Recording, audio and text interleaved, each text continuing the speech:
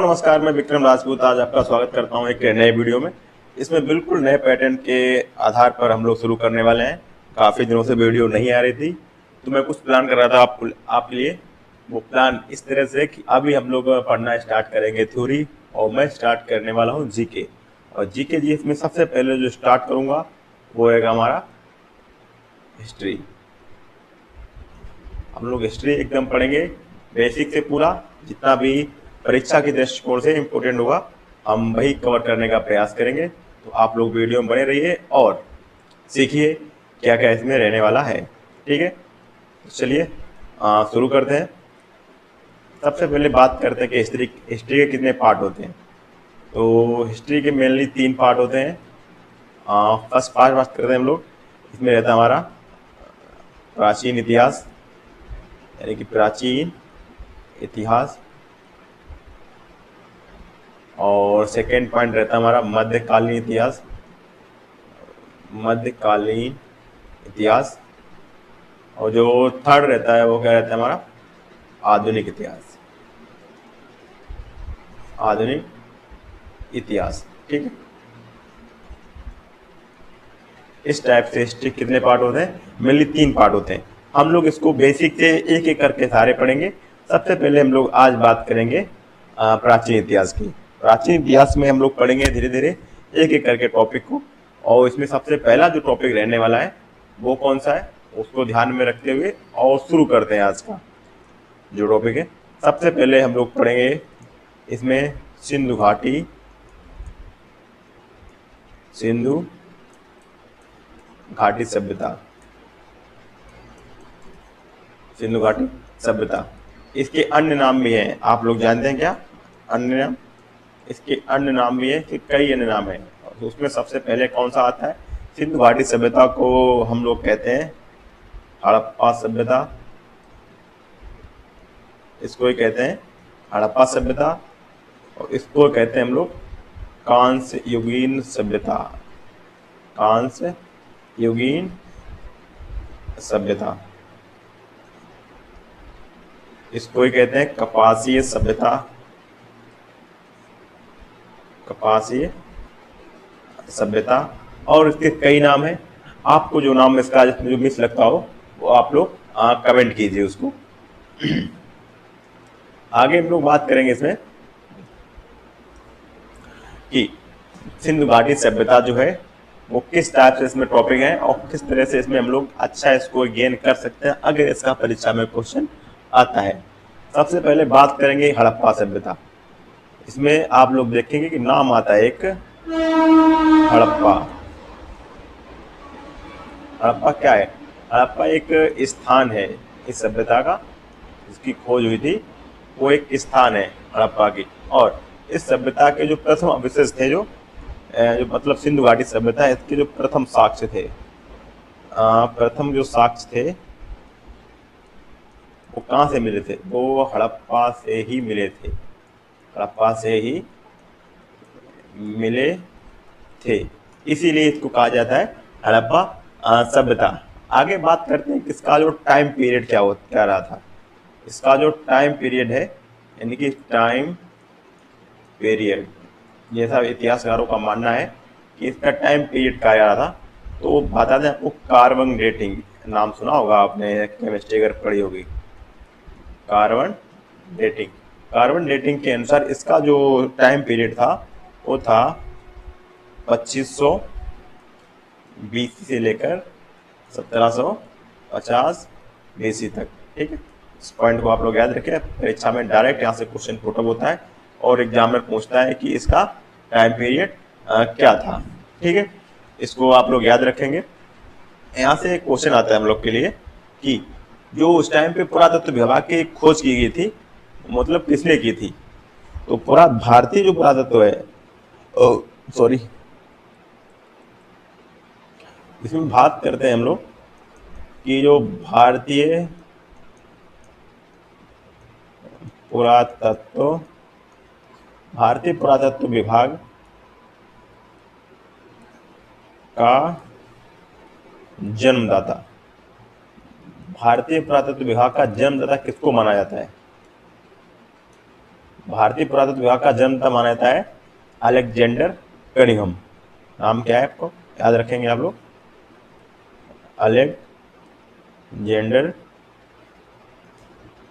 Cunningham, इसको याद रखिए, बहुत ही इंपॉर्टेंट क्वेश्चन है प्राचीन इतिहास की दृष्टिकोण से। यानी कि जो भारतीय पुरातत्व विभाग है इसका जन्मदाता माना जाता है अलेक्जेंडर कनिंघम को, क्योंकि इसने ही इसकी सबसे पहले खोज की शुरुआत करवाई थी, विभाग की इसने स्थापना की थी।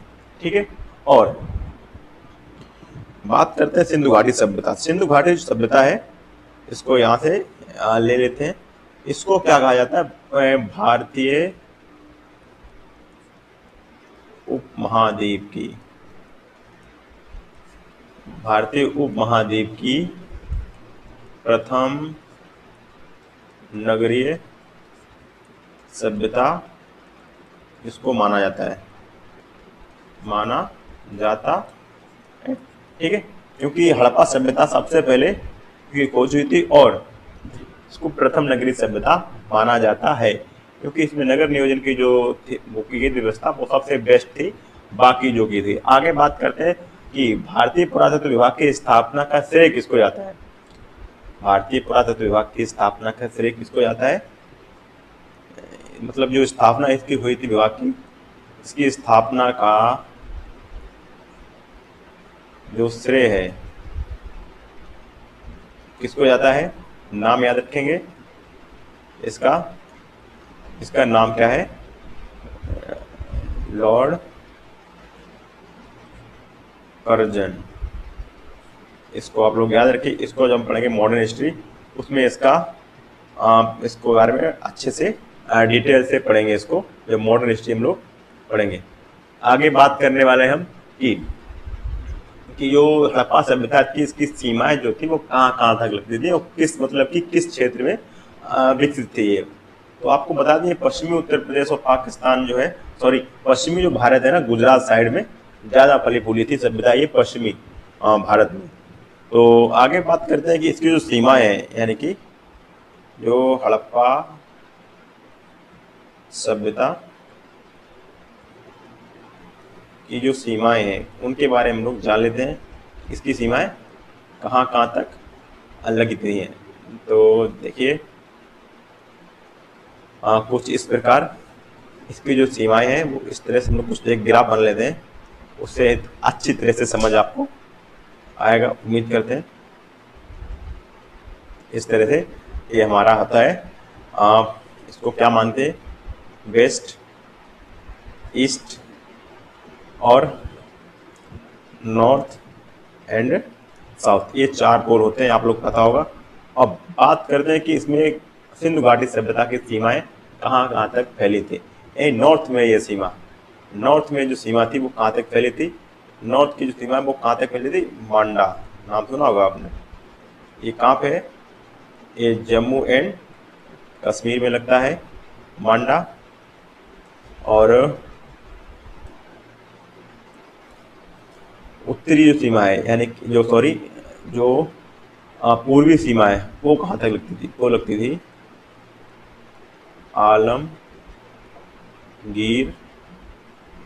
आलमगीरपुर, ये कहाँ पे है, ये मेरठ में है। ठीक है, आप लोग इसको याद रखिए, ये मेरठ में। और इसकी जो दक्षिणी सीमा थी वो कहाँ थी, वो थी दैमाबाद, महाराष्ट्र।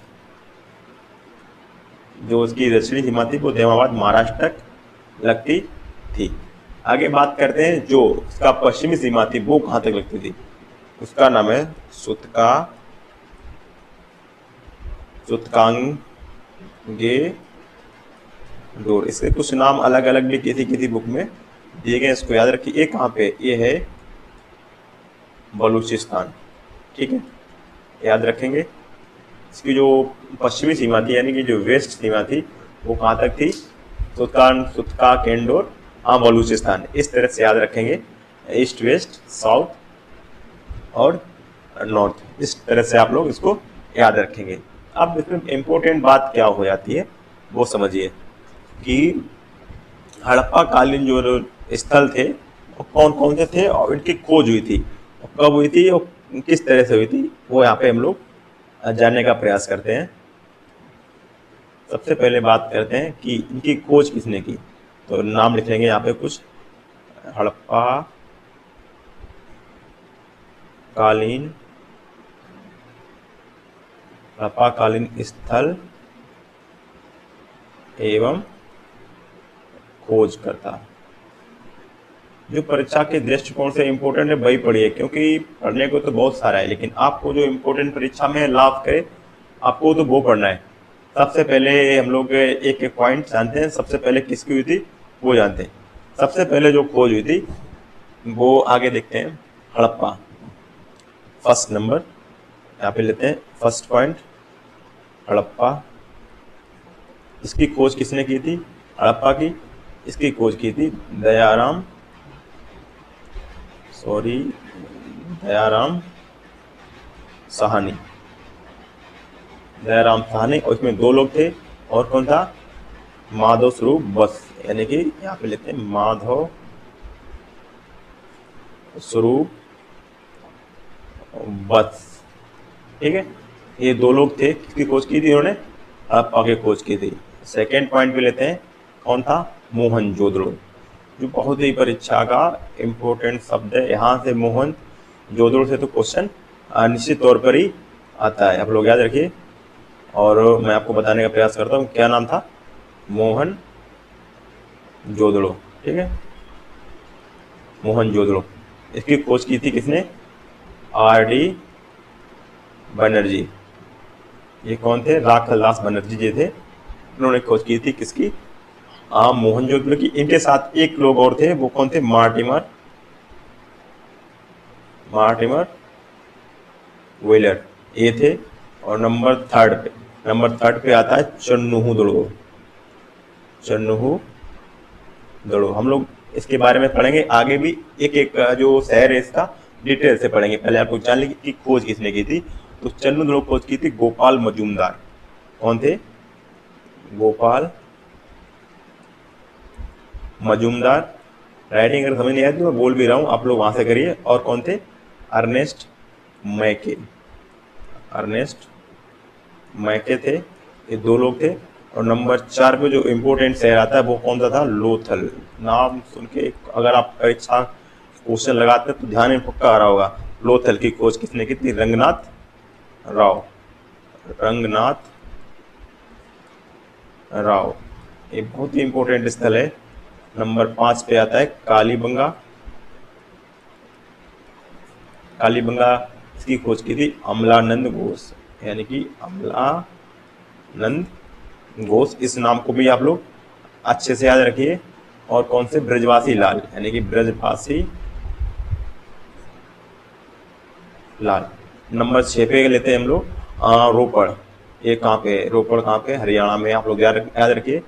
इसकी जो खोज की थी वो की थी यज्ञदत्त शर्मा जी ने इसकी खोज की थी। नंबर 7 पे क्या आता है? नंबर जो 7 पे आता है वो आता है हमारा बनवाली, यानी बनावली भी कहीं इसको लिखा है, पढ़ते भी हैं। इसकी खोज थी रविंद्र सिंह विस्ट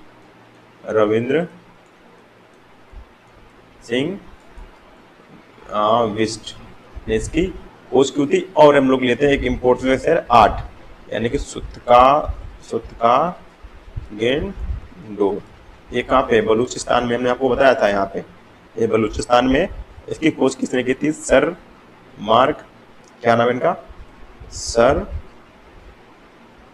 मार्क ऑरेल स्टाइन।